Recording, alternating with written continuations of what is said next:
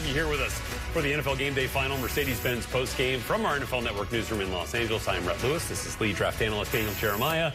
Boy, watching this game, you know, early on, it was a bit of a slugfest throughout. Rams kind of came alive though in the fourth quarter. What did you see here down the stretch? Well, the Rams possessed the football. I mean, there was a couple key mistakes from the 49ers, but really this one was a line of scrimmage game when you have this type of weather, and it was really dominated. I know the score says it was very close, but it was dominated up front by the Rams. Less than 200 total yards for Kyle Shanahan and in the 49ers in this game. As you get a look now at the NFC playoff picture. So the Vikings could have clinched a playoff spot if the Niners had won tonight. Obviously, that's not the case. And for San Francisco, their postseason hopes are now extremely slim. But Rams, right there, 8-6 now after this victory. And could end up by the end of this week in first place in the NFC West if the Niners lose to Green Bay, or excuse me, if the Seahawks lose to Green Bay on Sunday. So could be a very fortuitous week for LA. But yeah, we talked about this in the pregame, right? The conditions, like how would this affect both teams, and you know, which run game do you feel like it? Thought it might be the Niners, right? No. That feeds right into their hands, but man, the Rams figured it out. Yeah, the Rams were more physical. Kyron Williams ran the ball really well. And on the other side of it with the 49ers, I was going back to last year, I believe it was last year in a rain game. You remember with Purdy always wiping his hands and everybody was making a big deal about how he would play in the weather? Once again tonight, you didn't see his best in a poor weather performance. But when it rains, your run game is your best friend. And that offensive line of the Rams was getting pushed. A lot of those duo runs, their double teams were resetting the line of scrimmage, and Kyron Williams running with his pads low to the ground.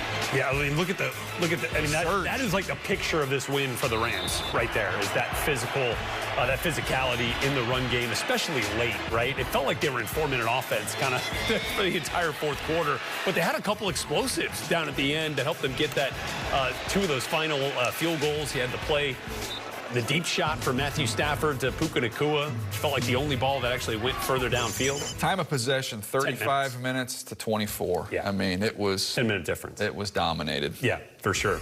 This is the only game this year, by the way, here's that catch that we thought might give the Rams a shot at the game's first touchdown. Instead, they kind of stalled out there, ended up kicking another field goal with Josh Carty, who was one of the MVPs of the night. Yeah, Puka does a great job of tempo in his route. In other words, he's not the most explosive guy, but he knows how to change speeds. He gets on your toes, and then he finds another gear, creates that separation. If that ball's out there, that's a touchdown. It's a smidge underthrown, but a great job by Puka to haul it in, and that led to a field goal, and it was just kind of a field goal game. I mean, that's what it was. I mean, an opportunity exactly what it was. For the Niners to be able to punch two in. You have the drop by Debo, and you have the missed opportunity where he throws the pick down the right sideline. So those were their two scoring chances, and they blew both of them. Yeah, a great point. And now Debo now has 6 drops on the night, or not on the night, but on the season after what we saw tonight. That was a tough one, certainly. And then look, the Rams offense outside of that Puka Nacua long completion, through the air, pretty pedestrian. I mean, Puka ends up with 7 for 97. Stafford just 160 on the night. Purdy 14 to 31, 142 in the intercept. He was what, 0 for 6? 0 for 7, over 20 yards with a pick. Yeah. On throws that went 20 or more yards in the air. That's not a way to win football games. And a gotta have it game too. I mean, you can say they still have a chance, but very slow. What has to happen to get a 0.1% chance of making the playoffs? We don't have time on this show. What does that list look like? I don't believe. But we can tell you that the Rams will win the NFC West if they win out. They took step 1 of a 4-step process here this evening. Matthew Stafford stopped by to chat with our Omar Ruiz afterwards. Matthew, when we spoke earlier this week, you talked about not wanting to have so much adversity every single game. You overcome it again today. A lot of their star players returning on defense, the rain, the conditions. How were you guys able to survive this one? Yeah, it was a tough game. Obviously, we didn't start the way we wanted to on the offensive side of the ball. I thought our defense played fantastic really all night. It was just one of those games. It was going to be, you could feel it early. It was going to be a battle. It was going to be a low score, and we made enough plays there at the end to win it. What changed in the second half? Just execution a little bit better, staying on the field on some third downs. Just playing a whole lot better. Sorry. What did you see when Puka broke free for that 51-yard reception that really set up the game-winning field goal? Yeah, I mean, he did a nice job running by, the defense, and I just tried to put a ball out there, give him a chance to make a play. Did a nice job. You won 7 of 9 now. Where does this team go from here? We got to find a way to get better. Obviously, it wasn't great today, but we're finding ways to win football games, whether it's, scoring 44 last week in the shootout or leaning on our defense in the run game this week in the rain and find a way to win. That's what it's all about in December. Congratulations, Matthew. Thank you. Okay, let's look at the quarterback comparison here. Look, Stafford, as he said, look, this was not a prolific night. I mean, they went from, a crazy day through the air against the Bills, went from the highest scoring game of the season to one of the lowest scoring games of the season here tonight. And then for Purdy, though, this is where we got to look at this thing. 14 of 30, less than 50% completion, less than 150 yards, another interception, and was sacked 3 times. Where have things gone wrong for the 49ers pass attack with Purdy at the helm? We touched on it in the pregame about how play action is when this offense is at its best. When they're running the ball, then they're working off play action. A lot more pure drop back this year. Last week, they got back to the play action, had success against the Bears. And then I'll be curious to see the numbers when we get them in this ball game. It looked a lot more like this, just pure drop back. And they're not as dynamic. They don't create the same windows of opportunity. And then really the one interception, you'd like to have it back. He just made a poor read and forced the ball into coverage. Yeah, and just overthrew Jawan Jennings as it was picked off by Darius Williams. There was one of the game-sealing plays. It was the Packer game in the divisional round, by the way, when in the middle of the play, he was trying to wipe his hand. And that was the whole narrative. Like, gosh, maybe Brock Purdy doesn't like, throwing a wet ball.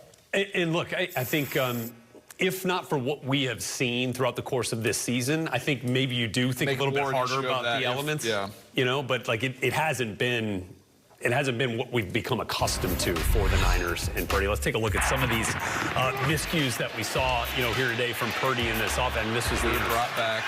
It makes you wonder, forcing the ball. Yeah, what you're expecting there. And then it did not have the same success on the ground. I mean, again, credit the Rams defensive front. That was a touchdown. That was a touchdown. That was a touchdown. That would have been the touchdown for sure for the Niners. And who knows where the game goes if that ends up in the end zone. Juwan Jennings, look, far cry from what he did in week 3. A lot of people missed Trent Williams tonight. A lot of people missed Trent Williams tonight. Brock Purdy at the top of the list. That's right. 3 sacks. All right, so Deebo Samuel on this night. He carried the ball twice for 3 yards. Ended up catching 3 of the 7 targets. His best play was the kick return at the end of the game. Yeah, actually gave him a shot at the end. They couldn't even get the playoff, but man.